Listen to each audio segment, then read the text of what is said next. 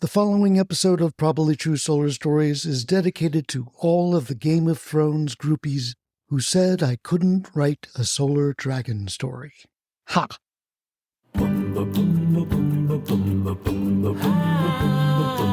On the next Probably True Solar Stories, we're bringing together our previously published solar dragon story, The Red Knight and the Dawn of the Solar Dragon. It's the same Season 2 story, but instead of 3 20-minute episodes, we're telling this dragon tale in a single hour-long version. Some people like the longer audio novella format without any cliffhangers, so this 1-hour episode is for you.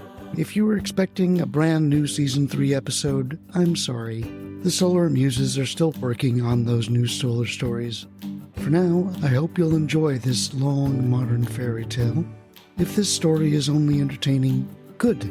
If the energy conflicts here sound familiar, even better.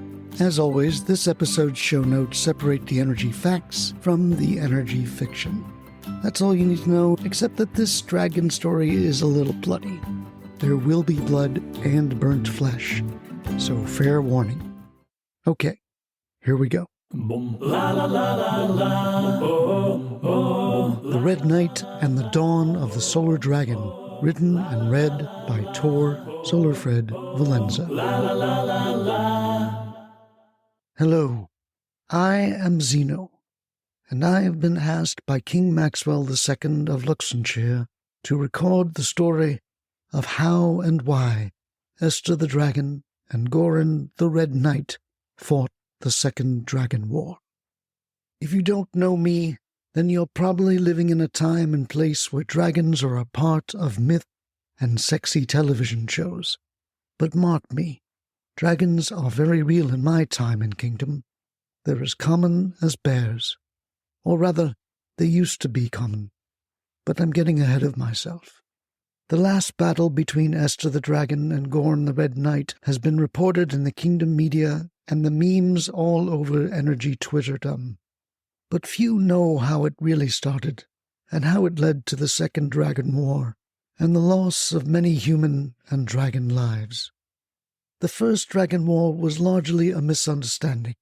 500 years ago, dragons and humans fought about land rights, caves, and dragons poaching animals from human farms. It wasn't their fault. Dragons didn't understand about the value of cow, pig, and sheep farming, or about the ownership of any animal. Dragons were like wild wolves. If a dragon wanted meat, they saw their prey and hunted it down. Or in the dragon's case, they flew, they roasted their prey on the field until the animal's hide was burned off. Then they cooked it to medium to about medium rare. Delicious. Finally, they took their roasted prey back to the family nest and dinner table. How different was that from any hunter-gatherer? In short, ranches and farms were like free open-air dragon cafeterias. It was only when the ancient dragon speech therapists taught dragons how to communicate that the dragons finally understood that attacking a ranch was the same as attacking their caves and nests and stealing their eggs. Once dragons understood that, they promised not to hunt near cities or the occasional human. And so, the First Dragon War ended. Over a millennia, they began to interact more with humans, and they became a regular part of stories and our culture. Hundreds of years later, when dragons found out that they could be useful for power plants, a new dragon-human era began.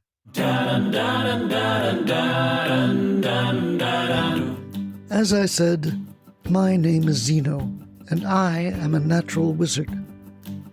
Depending on your beliefs, some might call me a scientist. But tomato, tomato, call me what you like. Natural wizard suits me. As a natural wizard, the world is my laboratory, but you have to call someplace home. My home was an ancient dragon cave near the Luxembourg Light Palace.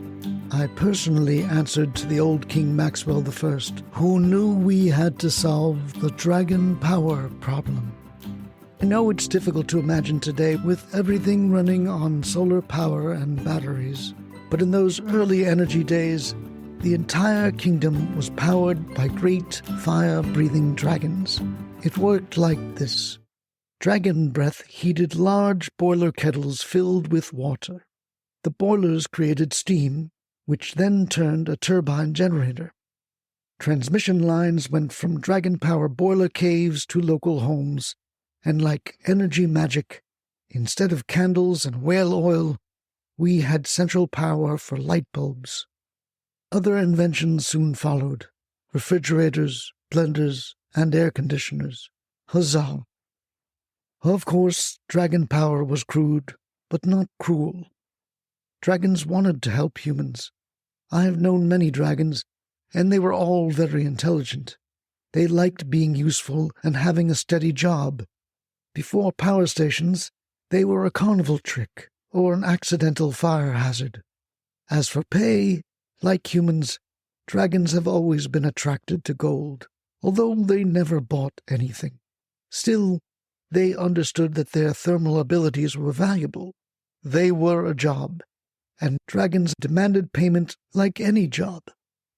And that payment became more and more expensive. Aside from the expense, there were other reasons why dragon power had to be replaced by an alternative. As intelligent beings, dragons had opinions and emotions. As a rule, energy wizards like myself could never talk to a dragon about religion, politics, wrestling, or Game of Thrones. But even without those topics, they could be moody. If a married dragon pair had a fight, or a dragon woke up on the wrong side of the cave, their fires might abruptly turn off, causing a grid blackout. With some soothing words, perhaps feeding them some chocolate-covered aardvarks, their favorite treat, we could coax their throats to glow warm again and come online. But clearly, this dynamic was unreliable for keeping the kingdom's lights on. The other problem was that large dragons were not only moody, but scarce. When you found one willing and able to boil an energy kettle to 212 to 600 degrees Fahrenheit, they had to be centralized and housed in regional dragon power caves. In case of a dragon out or the need for extra power during the summer, King Maxwell had to pay extra gold to Pika dragons. Pika dragons were on 24/7 standby in nearby backup caves. They slept most of the time, but dragons don't like being confined, so they demanded even more gold than base power dragons. Then, when dragons joined the Elf Union, they asked for more gold and benefits. They wanted chocolate-covered aardvarks once a week, 30-minute coffee breaks thrice a day, a television with all the streaming services built in, and other creature comfort demands. The king gave them everything they asked for, but the dragons could still be grumpy when you woke them up or interrupted Pika dragons from watching their dragon novella soap operas. I used to manage Pika dragons, and believe me, it was dangerous work. And that's why King Maxwell turned to me in my energy wizard laboratory. He wanted me to invent a new kind of energy that would not rely on dragons or dragon thermal fire. Esther was our dedicated laboratory energy dragon. She used to be a Pika dragon, so she was used to being used intermittently. She loved her work, always heating my boiler kettle as needed. She also knew that her dragon power was in competition with our experiments with fossil gas, solar, and wind. But she welcomed the competition. We paid her a competitive gold salary, and she wasn't greedy. Esther had everything she needed, so she often gave gold away to poor humans. She was a good dragon. Likewise, before becoming the Red Knight, Goran was a good apprentice and a brilliant engineer. You've heard the stories, so you may doubt that, but I assure you that Goran wanted to find an alternative to dragon energy as much as I did. Goran was young. He grew up with dragon energy, and he marveled at the dragon's power. But with the kingdom's ever-increasing energy needs, he knew we could not rely on dragon energy forever. One viral dragon plague, and the entire kingdom would be plunged into darkness. Dun, la, la, la, la, la. Dun, dun, dun, dun, dun, dun, dun, dun. At first, Esther and Goran had a collegial relationship. Esther knew Goran wanted to make her obsolete, but she also knew that dragons had existed for thousands of years before power plants were invented. If our laboratory was successful, Esther expected that she and her brothers and sisters would go back to their caves and coves, hunt wild animals, keep up with her soaps, lay eggs, and fly. In fact, Esther said that she wanted to start dragon airlines after energy dragons were retired. It was a vague idea, something about taking people into low orbit for a few minutes. But as you know, that venture never happened. As to how Goran became the Red Knight, I remember the day well. Goran had created a blueprint for replacing dragons by burning abundant elements. That, he reasoned, would keep our current pressure kettle steam turbine technology. Instead of fire dragon breath, power plants would heat water by burning fuel from trees, coal, oil, and gas. "That's a daft plan, Goran," said Esther. "The kingdom will run out of all those things one day. Besides, people like trees. Even a dragon likes the shade under a tree or to perch on a strong branch. And to get the coal, you'll have to cut down those trees, dig, then transport them to the power plants, then burn it. That's a massive roundabout effort to blend a smoothie and run your air conditioner, if you ask me." "Valid points, Esther. But this design will work now," said Goran. "This burning method will create mining jobs, tree-cutting jobs, transport jobs, and pollution control jobs. These abundant elements lay right before us today. All we have to do is dig them up, transfer them to the caves, build my new boiler design, and then light a match. It's nearly the same turbine system as we have today, just different fuels. I don't see why we should look further." "Aye, it'll work all too well, Goran. You're being short-sighted," said Esther. "Eventually you'll burn it all, and with the way the kingdom's electricity demand is growing, it won't last. Let's not settle for a bad solution that's just good enough. We dragons can be temperamental, I know, but we'll keep the lights on until the humans find the right answer, not the first answer." "Yes, we'll eventually find the right answer," agreed Goran. "I believe in Zeno's solar power solution. I also like wind towers. But the sun and wind are intermittent. We'll need batteries, too. That could take years to invent, maybe decades. Is your solar solution ready now, Zeno?" "My solar panel solution was not ready then, but I was very close. I had learned to harness the photovoltaic effect. When sunlight shines on the semiconductor material, it excites electrons and creates a flow of electricity into a direct current." But Goran had a point. It was an incomplete solution, and I said so that very day. "Yes, Goran, you're right. We'll need new battery technology too. But as you know, Petrov is working on a lithium iron phosphate battery solution that seems promising. I'm also working on a tandem perovskite solar technology, but it will take time. However, I agree with Esther. Let's not hastily adopt a technology that will impact the air and climate of the kingdom." Goran didn't respond at first. He thought carefully about his next words. Then he said, "With all due respect, Zeno, carbon dioxide is healthy and used by plants every day. Coal, gas, and oil are abundant resources and ready to be harnessed. The gods gave us these elements to be used, not left in the ground. Can't you see that?" I could see that Goran was passionate and proud of his solution. But I could also see that Esther was looking at Goran, studying him, smelling him, hearing the subtle tones in his voice. "You're in the pockets of the king and the landowner barons, Goran. Don't tell me you're not." Standing 20 feet in the air, Esther's neck lowered to 6 feet and pointed down at a 45-degree angle at Goran. This position was an aggressive dragon posture, and thank the gods, Goran knew it. "I won't lie," said Goran. "My father is a miner. My aunt owns land with large deposits of gas and oil under her acres. Perhaps most importantly, I've just learned that King Maxwell's land surveyors have found mountains of coal throughout the realm. His Highness thought it was a useless mineral. Now he knows that it's worth something. Something that can be burned. Something that can provide energy. Something that can be taxed. Aye, but the king can't tax the sun's energy, can he, Goran? And he can't tax the wind blowing. And if anyone can install solar panels and batteries, then everyone would have free electricity. Free energy is too expensive for the king, isn't it, Goran? Goran didn't say anything for a moment. Conspiracy theories, said Goran. The king supports solar and wind just as much as my thermal solutions. They're just not ready yet. You're lying, Goran. I can tell. You know dragons do hate lying. Goran did know. Everyone knew. Dragons were natural lie detectors, so they never lied to each other. And when humans lied straight to their faces, it was an insult.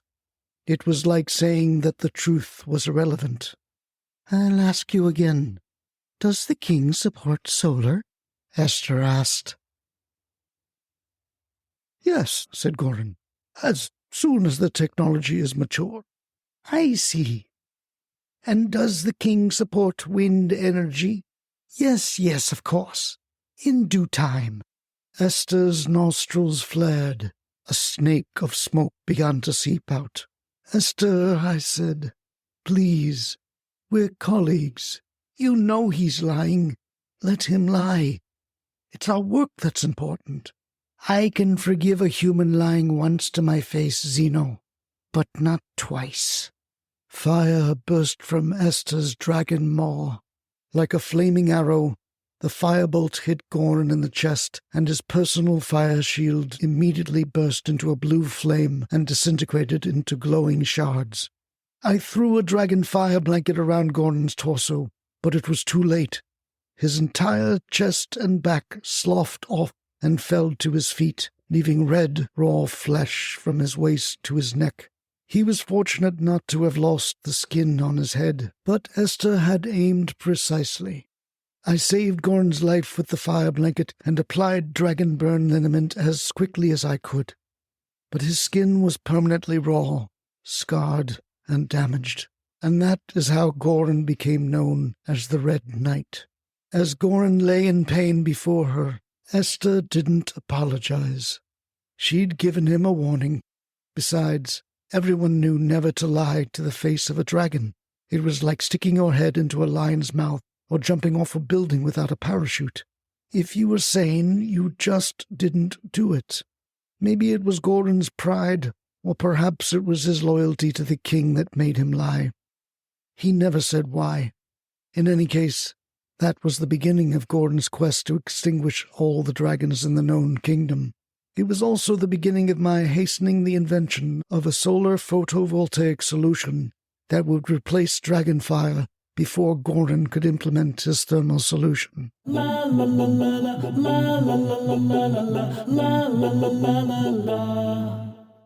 Goran went to the hospital, but he never came back to the laboratory, not as an engineer anyway. After months of healing, he went straight for the hospital to King Maxwell's throne room. Young Prince Maxwell was witness to their conversation. He tells us that Goran showed the king his fossil blueprints and assured the king that every dragon power plant could be upgraded to burn coal, oil, gas, and wood. All the king had to do was grant him permission to dig, drill, and burn what the gods had provided. King Maxwell agreed. Seeing Goran's red skin, he said, I see your sacrifice, Goran. For this I knight you, Goran the Red Knight. You will be my energy champion. Along with your title, I bestow upon you 1,000 acres of Luxonshire forest. My surveyors tell me that the forest is filled with buried coal and oil. Retrieve this buried energy, Goran. I grant you the mineral rights to sell this fuel to our kingdom's future upgraded power plants. To protect your assets and our tax revenues, the kingdom will assess some non-bypassable charges and a 20% utility surcharge. The rest of your fuel-burning profits are yours." "Thank you, my king." Though stretching his skin was agonizing, Goran bowed his red neck and bent one knee as far as he could. After being knighted by the king, Goran winced and looked up at King Maxwell. "And the dragons?" asked Goran. "If your solution is true, then the dragons have no purpose to us. You may extinguish them," said King Maxwell. "But be quick and be discreet." "I will, my king," said Goran.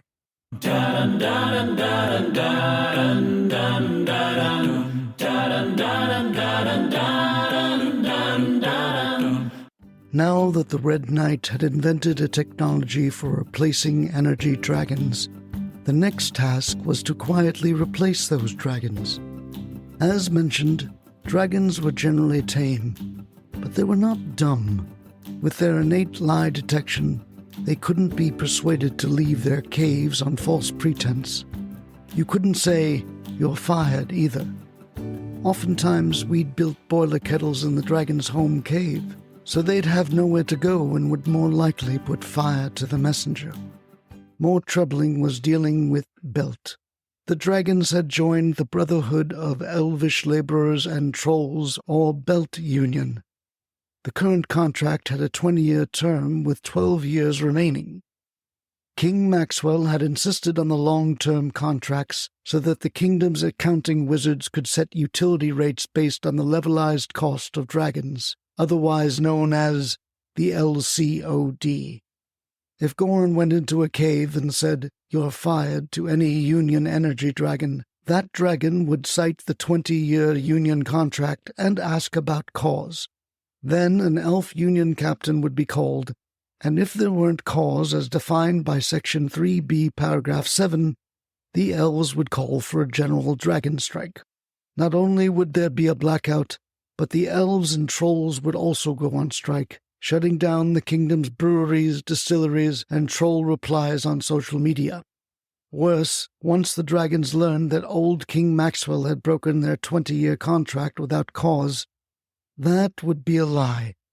Not only would there be an immediate kingdom-wide blackout, it would cause another dragon war. For these reasons, King Maxwell authorized the dragons to be extinguished quickly and quietly. But how? Goran knew that the attack had to be a surprising head-on assault with armor that could withstand dragon fire. After the dragon was slain, they could even burn their tough, scaly corpse in the upgraded energy boilers. The Belt Union and other dragons would assume that the deceased dragon had flown away on vacation or just got pissed off and left. Rare, but plausible. As for a quick head-on attack, it was impossible with conventional weapons and armor. A knight wearing the king's normal steel armor would face a dragon flame that would bake and boil the knight like a sack of meat in an iron sous vide. Targeted, heated dragon breath would also melt a steel shield as quickly as ice cream on a hot tar road. What the Red Knight needed was some kind of fire-resistant metal. Goran tried to ask me if I knew of such metal, but I told him I could not think of one, though really I could. It's easy to lie to a human. Had Esther asked me the same question, I would have told her that only millennium could, for a short time, reflect a burst of dragon fire. It also made an excellent arrowhead for piercing through the throats of dragons. I don't know how Goran found the right answer. A dragon alchemist would have known why Goran had asked the question, and he also would have known the value of the right answer. I do wonder if Goran had paid the alchemist his price, or killed him right after he learned about millennium. In any case, millennium was a very rare earth material. But with the king's credit card at his disposal, it was easy for the Red Knight to source and craft 500 suits of millennium armor and 10,000 millennium arrowheads and an equal number of harpoons. Ironically, the dragons unknowingly provided the intense thermal heat that crafted the millennium shields and the weapons that would soon wage war against them. La, la, la, la, la. With the Millennium Arsenal warehoused in the Light Palace, Goran chose his Red Knight Brigade from convicted murderers who had already been sentenced to death. Fighting dragons was like a death sentence, but Goran promised them full pardons and freedom if they survived. You have to remember that millennium was a new material. In theory, it could deflect extremely high temperatures, but no one knew its limits. Dragon breath could be fired at temperatures ranging from 100 degrees Fahrenheit to a white-hot and disintegrating 10,000 degrees. Thus, the shields and arrows needed to be tested. Goran knew better than to test his millennium on me and Esther. We were well guarded, not just by my inventions, but also the location of our dragon cave. It was like a castle on a mountain. To attack us, the Red Knight Brigade would have to climb 4,000 stairs and surely be boiled in Esther's dragon fire after the first 100 steps. Instead, Goran chose to attack Alex Thermodragon, King Maxwell's dedicated energy dragon for the Luxembourg Light Palace. A palace dragon engineer later told me about the details of the attack. It's painful for me to imagine what he described. I'd known Alex since he was a hatchling. He grew up to be huge. One small burp from Alex's firebox could boil water in less than a second. His twin brother Adam served as the king's Pika dragon and was even larger. Being one of only 2 palace dragons made Alex feel very proud and, I suppose, too secure. On one of Alex's last coffee breaks, we met to catch up. He'd grown to the size of a humpback whale. Seeing his size, I called him fat and lazy. This was an honest judgment, not a lie, and he took it well. He said, "I may be fat, but I'm not lazy, Tiny Zeno. I work as directed. Has the king ever had a blackout in this last year? Nope, because when King Maxwell needs fire for energy, he relies on Alex, the great fat and lazy dragon. Ha, ha, ha." We laughed together, and I don't know if Alex ever laughed again. I'm sure Alex heard the train arrive and break outside the dragon power cave. Dragons can hear like bats. Make a little noise and the sound wave will reveal the object's shape and size. So he must have heard Goran and the clanking footsteps of the Red Knight Brigade, and when they came closer, he must have seen them too. But why didn't he shoot his whitest flame? That I can't understand. The only explanation I can think of was that Alex didn't understand that he was being betrayed. It was that moment of confusion and disappointment that must have been his undoing. I'm told that 10 millennium crossbow arrows and a harpoon pierced Alex's throat.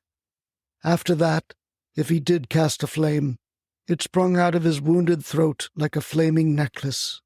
After Alex was dead, Goran turned to Adam, King Maxwell's backup Pika dragon and Alex's twin brother. I'm told he was sleeping in the cave, and I'm glad it was fast. If he'd woken up to learn of King Maxwell's betrayal and sensed his twin's corpse, he would have not died in peace. Without dragons, the Light Palace went dark that night. But the king knew it would happen. In half a night, Goran had jerry-rigged his upgrades into the kettle boiler and loaded it with clear-cut timber for burning. Hours later, he experimented with oil, coal, and gas. The palace light stayed on, and Goran instantly knew that he could now replace every energy dragon in the kingdom by digging, drilling, burning, and by the murder of dragons.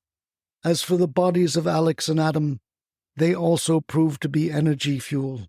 They were difficult to alight and didn't burn efficiently, but packed with enough red-hot coal, they eventually turned to ashes. Having solved all of his bottlenecks, Goran the Red Knight and his brigade of murderers began to replace dragons throughout the kingdom's grid.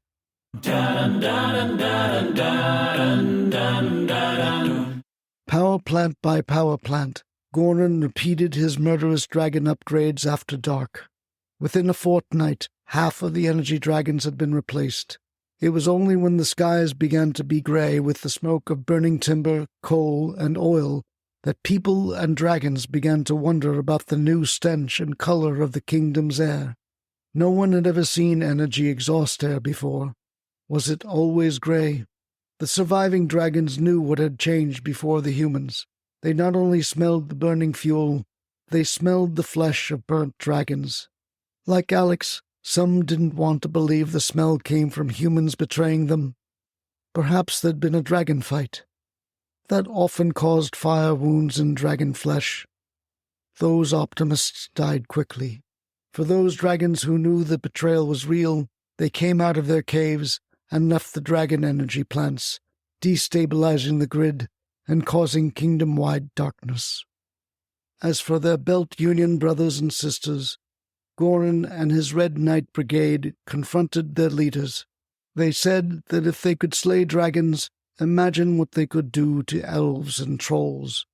Besides, if everyone could one day install solar panels on their roofs and get free energy from the sun, the Union would lose all of its coal mining and drilling jobs. Goran also promised that if solar and batteries ever did mature, that the king would pass decrees that would maintain their energy monopolies and prioritize large-scale solar. That would maintain the Belt Union's hold on energy labor. Also, the elves and the trolls reasoned that dragons were only animals. And so, the elves and trolls stood down, and they did not go on strike. As for Esther, she quickly sensed the culling and knew that it had to do with the Red Knight, but she didn't know if I was involved. "Zeno, what have you done?" she asked after smelling the air's singed dragon skin.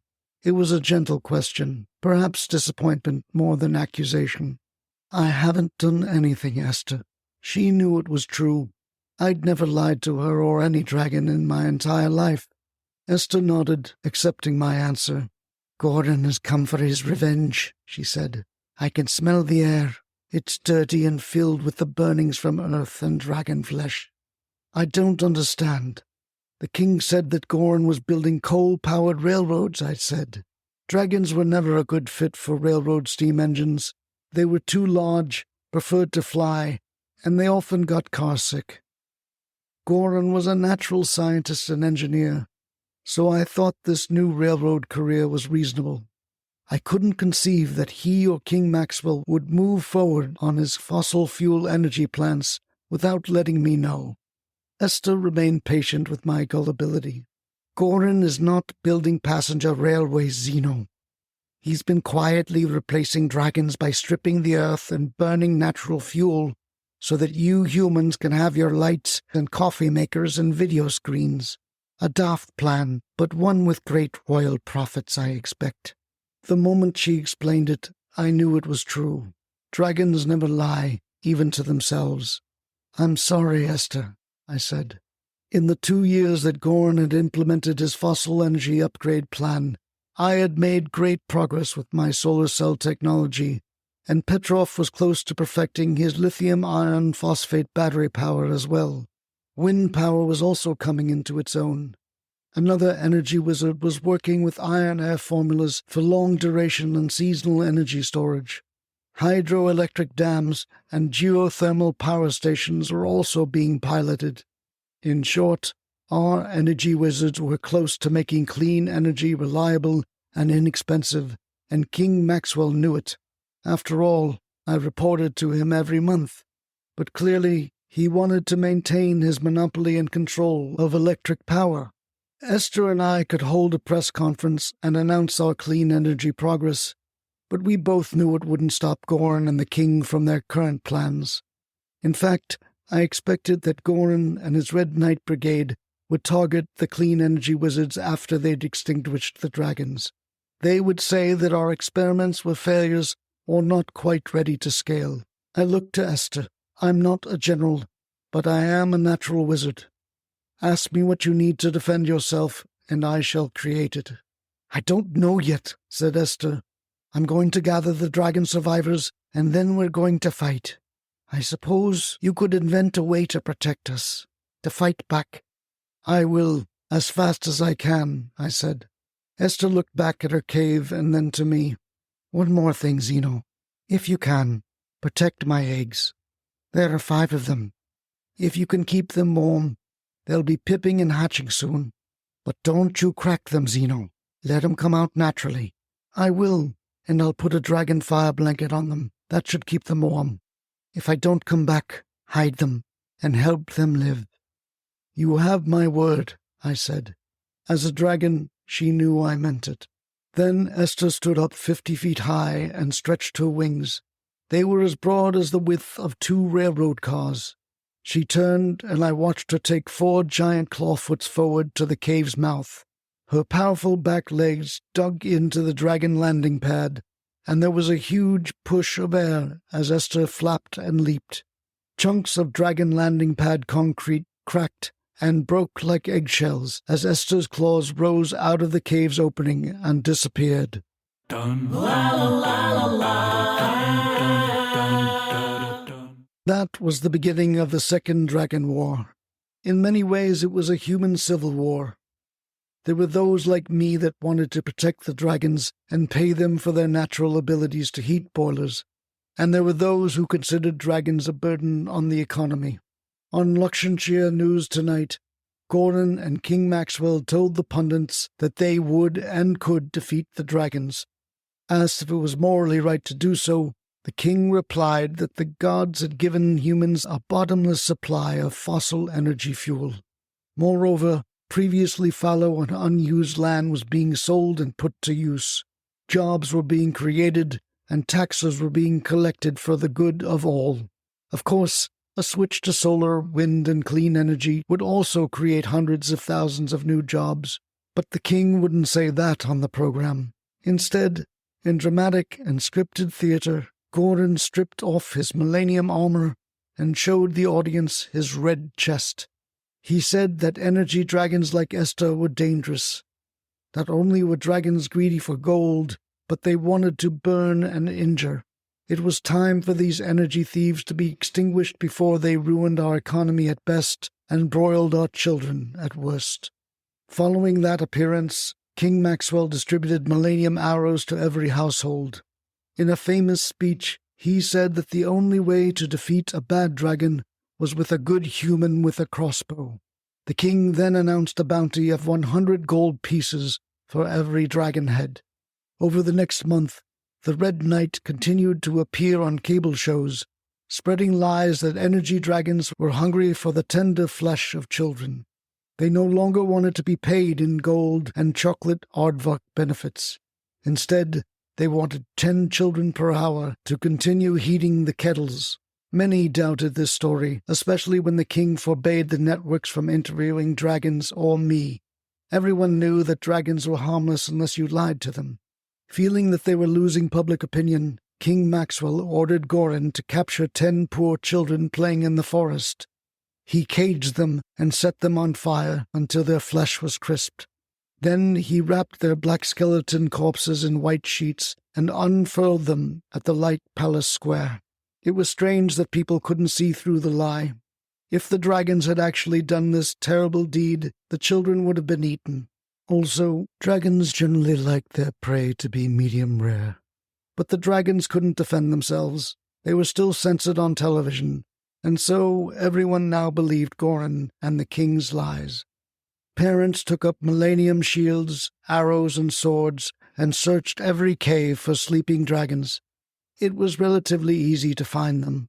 Black rings of dragon soot usually marked the edges of their sleeping caverns. A good crossbow hunter could pierce their throat with 3 or 4 arrows. Then, as the dragon awoke in confusion, another human could use a millennium sword for decapitation. Hearing of these late-night attacks, the dragons flew to Makido, their ancient home cave that was hidden from all creatures except dragons.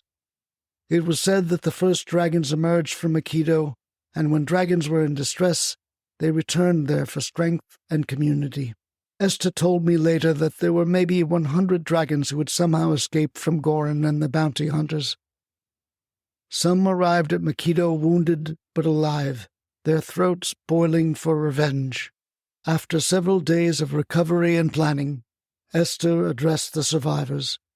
"We gave humans the power of light with our fire," said Esther. "Now we bring them back to darkness." Esther had a simple plan. Destroy the power plants. Turn off the lights, no more dishwashers. And certainly no more jacuzzis. La la la la la, oh, oh, la la la la la.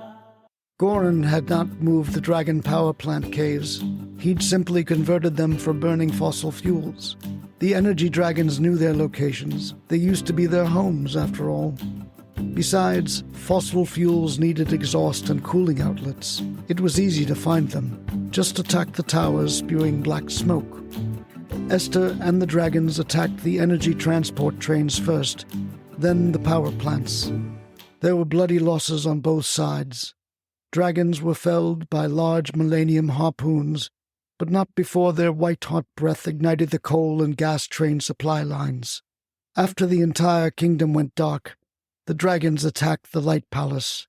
In darkness, they now had the advantage. A cool dragon breath blew out any light torches or wax candles lit with fire. Still, the king's guards had their millennium shields and weapons. And while millennium shields did work as protection, as anyone knows, if you heat a pot long enough, the soup inside boils.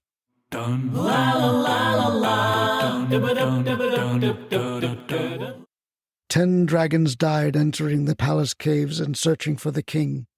On the other side, several hundred kingsmen were turned to ashes. Esther herself eventually found King Maxwell alone in a dungeon, trapped against a brick wall. He was still wearing his gold crown, and she charred him until the crown melted over his face and became a gold puddle on the ground. Without lights and without the king, Luxembourg panicked. Finally, the dragons were able to tell the people the truth, that King Maxwell had slain the dragons for fossil fuel taxes and profits. Since everyone knew the dragons didn't lie, citizens turned against the Red Brigade and asked the dragons for forgiveness. Then they asked the dragons to turn their lights and refrigerators and televisions back on. Esther promised that she would, but only after she defeated Goran and his Red Knight Brigade. La la la la la la la la la la la la. Goran was not as easy to find as King Maxwell. Without electricity, he and his Red Knight Brigade could hide in the dark and attack with millennium harpoons, crossbows, and swords. And so it happened. While patrolling the night, one of Goran's harpoons wounded Esther in the throat. Bleeding from her firebox, Esther returned to Zeno's laboratory to see her children before dying. "Where are they?" she asked me. I showed her. All 5 eggs had hatched and were surviving on the minced chocolate aardvarks that I used to feed to Esther as a treat and as a union requisite. "Thank you," said Esther. She was in pain and spoke weakly. "I don't know how you'll keep them safe after I'm gone, but please try." "Let me see your wound," I said. Esther bowed and laid her neck on the laboratory's cold cave floor. Carefully, I examined Esther's firebox wound. There was no sense or kindness to lie to her. "Your firebox is shredded," I said. "Even if I were a better dragon wizard, I could not repair it, at least not organically." Esther's eyes blinked. "What do you mean by not organically, Zeno? You have an invention, don't you?" Were dragons also mind readers as well as truth detectors? Perhaps they were. "Yes," I said, "but first you must be healed." Our pro-dragon brigades were on our side and protected our cave from Goran. I tended to Esther for several days. She recovered her strength, but as I diagnosed, she could not produce fire from her throat. I wanted her to rest more before showing her my invention, but she was impatient and had very large teeth, so she could still injure me out of frustration. Finally, I showed her. It had never been tested before, but I knew her anatomy and her dimensions, so I wasn't surprised that it would be a good fit. But would it work? On the surface, it looked like Esther's torso and neck were covered in silver-armored scales. At the top of her neck and under her chin was a small tube with a hole. It may have looked like a dragon skin shield, but it was much more. With the tube-like barrel under her chin, it was a solar-powered weapon. People call them laser cannons today. The energy from the sun would power the batteries under the solar cells, which would provide immense power to the laser cannon placed under Esther's chin. The cannon wasn't coming from her mouth like fire breath, but it was the closest I could do. I designed the trigger to be intuitive for a dragon. Like her old fire burst, all Esther had to do was open her mouth and point at her target. Esther understood. After some adjustments on her neck, she tested the firing on a frozen chocolate-covered aardvark that I'd been slowly feeding to her little dragons. The laser not only punched a hole in the frozen aardvark, but made it explode with a pop. Esther caught some of the pieces and licked her tongue on the melted bits of chocolate aardvark flesh. "I'd say it works," Esther said, smacking her lips. "Now for Goran and the Red Knight Brigade." I looked at Esther and hoped my invention would defend her, but it didn't erase the rivers of dragon blood that Goran and King Maxwell had spilled. I said, "If I don't see you again, I want to apologize for all that you and your kind have lost. I'm sorry for our selfishness, for our short-sightedness, and for our lies to you and to ourselves." "You have nothing to apologize for, Zeno. We dragons do not blame all humans, just the ones that knew better. Thank you for all you've done. If I don't win against Goran, I know you'll do your best to protect my hatchlings." "I will," I assured her. Esther ran out of the cave, her claws stumping on the ground. I followed her, worried that the extra weight of the shield would prevent flight. It did not. Esther leaped and flapped her wings. The air current that her wings created pushed me down flat against the cave floor. I stood up and left the laboratory cave, watching as she followed my charging instructions in the morning sun. She began to circle, absorbing the solar photovoltaic light. I'd infused the scales with millennium so Goran's harpoons would be deflected from her breast and neck. Only Esther's wings were unprotected. The millennium would have inhibited flight. Besides, flying as high as she did, I thought it would be difficult for the harpoons to reach them. But I was wrong. La la la la la, oh, oh, la la la la la. Esther searched all day for Goran, but couldn't find him. Under her dragon-scale solar cells, I'd created solid-state lithium iron phosphate batteries, allowing Esther to charge from the sun and store her solar power for use at night. With her batteries fully charged, Esther continued her search at night. With King Maxwell dead, young Prince Maxwell had ascended the throne. When the war started, the prince had used his voice on social media channels to defend the dragons. He vowed that dragons would live with humans in peace when he became king. He was as good as his word. But after he ascended the throne, Goran and the Red Knight Brigade refused to stand down. To his followers, Goran promised that he would slay all dragons, and then he would slay Maxwell II, and then he would become king. At night, Goran and his dragon marauders would emerge from their hiding spots and patiently wait for Esther and her dragons to fly over. And that is how the last battle began. Goran saw Esther circling a power station and fired a millennium harpoon at Esther's solar-celled chest. To his shock, Goran saw the harpoon bounce off of Esther's chest. When Goran fired it, he had revealed himself to her. Seeing Goran clearly now, Esther swooped down to sear him to a medium rare. Others in the Red Knight Brigade fired their harpoons at Esther. She used her solar laser power to target the visor slits in their millennium-armored helmets. When her laser beam hit the eye sockets, their eyes exploded like popped poached eggs. But they weren't dead, just blind. In pain, the Night Brigade took off their millennium visors. With their heads now completely unprotected, Esther opened her mouth, and a laser beam pierced their heads, boiling them until they exploded. Now, with her technique perfected, she made quick work of 30 of the Red Knight Brigade, while Goran stayed hidden. Seeing Esther distracted by laser frying his men, Goran reloaded his millennium harpoon cannon and fired again. It was a good shot. The harpoon pierced Esther's right wing. Esther dipped in the air, but she kept flying erratically. Then she lost control, her left wing struggling to keep her balance without the right. Before she could find the source of the harpoon, another one pierced her left wing. In pain, Esther turned into an egg-shaped oval and tumbled through the air, falling. But with the agility of a cat, she landed upright on her two hind claws, yards away from Goran. The Red Knight noted her strange solar cell armor that protected Esther's chest and neck. "I see Zeno has perfected his solar technology," said Goran. "I'm glad your eyes can see what's plain to all," said Esther. "But you won't have eyes much longer."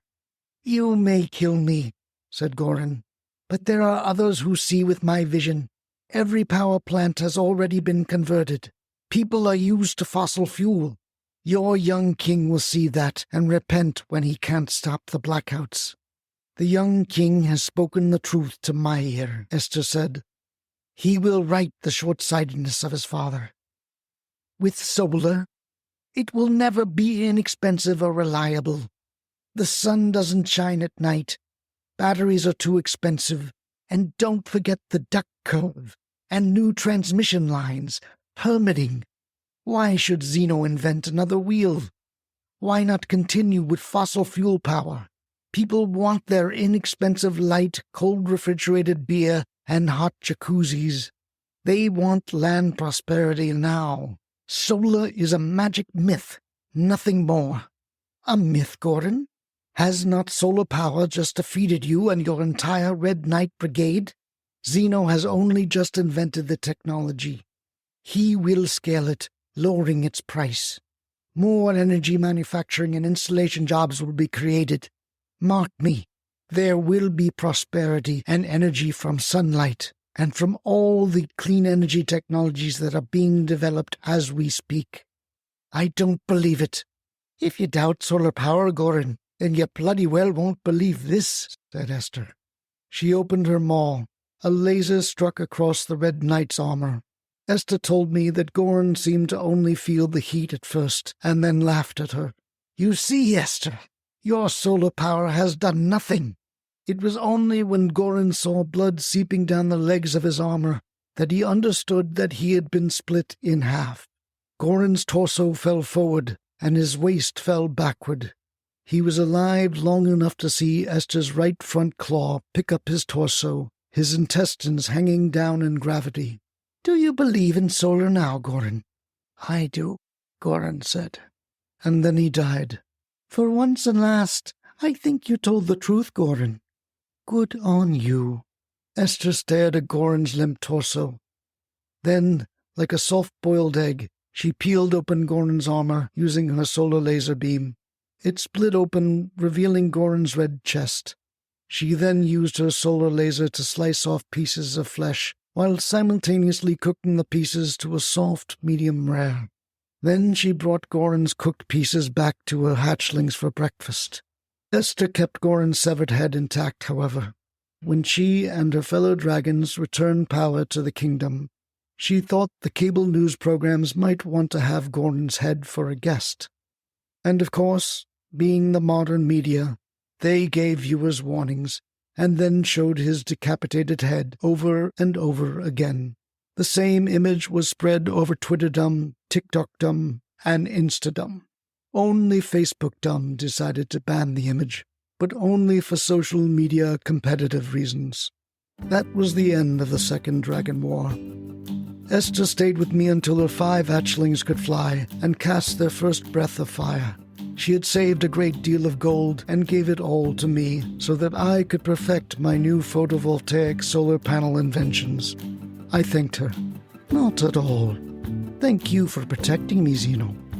"Where will you go now?" I asked her. "After you've scaled your solar, we'll return to Makito and stay there. We may not survive what humans have done, Zeno, but humans may not either. For all our sake, I'm rooting for you. As we've not seen dragons since they've left the kingdom, I don't think they survived. As you all know, the young king was as good as his word, and so was I. We are now well underway to transitioning the kingdom to sun and wind power with new energy storage technologies. But for now, without dragons, we are still reliant on some fossil fuels. We are moving quickly, but we are short of trained clean energy workers. new transmission lines, interconnection infrastructure, and sensible kingdom-wide permitting standards. And then there's that damn duck curve. If you don't know what that is, don't concern yourself. That's a story for another time. This story has been our Luxembourg energy history. As for Luxembourg's future, I urge you to lend your skills to our energy transition and to pray to the gods that Luxembourg's dragons, creatures, and flora will one day recover.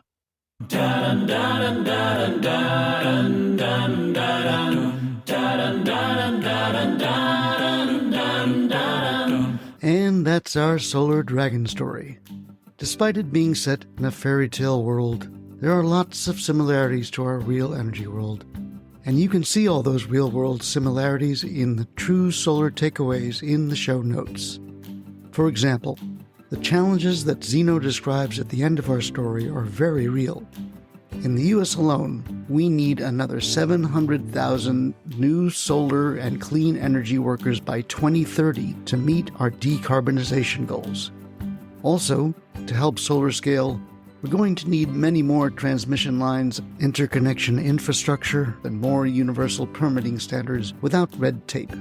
The good news is that solar energy is now the cheapest form of energy in the world, hands down. There is no more competition on a levelized cost of energy basis. Sadly, we have our versions of Goran and King Maxwell, who are set on their old energy ways. They're very rich and waging a public relations war on solar and other clean energy technologies. I hope you'll ignore that disinformation and misinformation and do everything you can to help quicken our solar transition. So how did I come up with this story? Jealousy.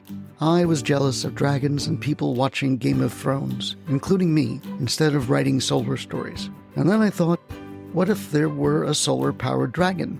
How could that happen? And then I realized that dragons, if they existed, could heat boilers as well as coal, gas, or oil. But at what cost? The rest just came as I was developing the Luxembourg world and a war with dragons. If you're enjoying Probably True Solar Stories, the most important thing you can do to support the show is to share these episodes with friends and family interested in solar, clean energy, audiobooks, and especially those thinking about transitioning their careers to solar. The Red Knight and the Dawn of the Solar Dragon was written and read by me, Tor, Solarfred Valenza. Probably True Solar Stories is a production of Unthink Solar, PR, and Communications. Be bold for solar, stand out, and educate.